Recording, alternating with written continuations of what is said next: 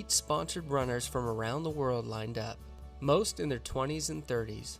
On the starting line with them was a man that stuck out. 61-year-old Cliff Young was a potato farmer. He wore overalls and galoshes because it might rain. From the start, he was the butt of many jokes. When the race began, Cliff was left in the dust. The other runners had coaches, diet plans, top-of-the-line gear. Cliff had none of that.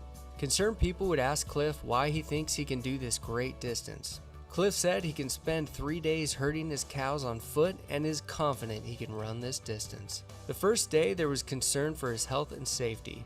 His run was unorthodox and people didn't get it. His run was more like a slow shuffle than a run. The experienced elites had plans of running 18 hours, get sleep, and repeat. 18 hours in, the elites went to bed. When they awoke, they found the potato farmer never slept and is now in the lead. Throughout the race, Cliff would only get barely 3 hours of sleep in total.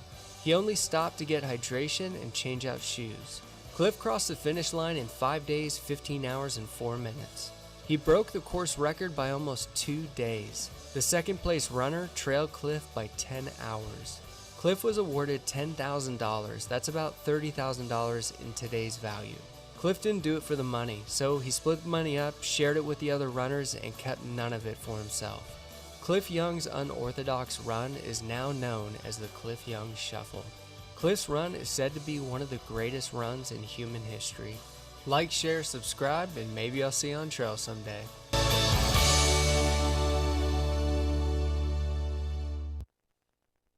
Looks a lot like the David Duffy Shuffle, just so we're, yeah.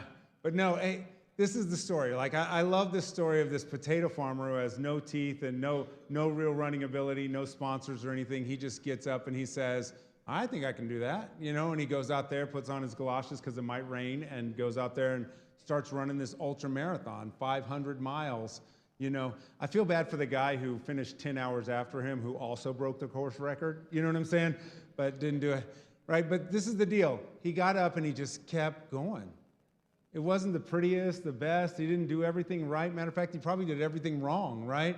And he got up and all he did was he just kept going. It's the classic tortoise and the hare story, right? You can be faster, better, have all the stuff, but the trick is you just got to keep going. My favorite line in the video I watched, which wasn't in this one, but they asked him, you know, hey, how are you able to do this? And he was like, well, I didn't know I was supposed to sleep. I thought it was a race.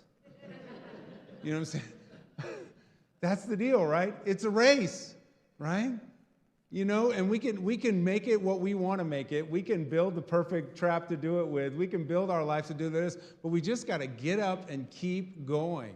If we take the setbacks and quit, we're never going to finish what we started, right? If we sleep when we should be running, then we're going to be behind at the end, right? So whatever you do, whatever's holding you back, if it's guilt, shame, all the different things that you allow to set you back or to have you take the rest, get up and keep running this race. That's what it's already covered by Jesus. He's already done all the work. He loves you. He's got you. There is no condemnation in Christ.